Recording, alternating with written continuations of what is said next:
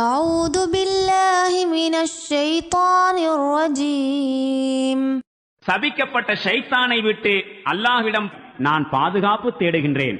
ألم يروا إلى الطير مسخرات في جو السماء ما يمسكهن إلا الله إن في ذلك لآية لقوم يؤمنون.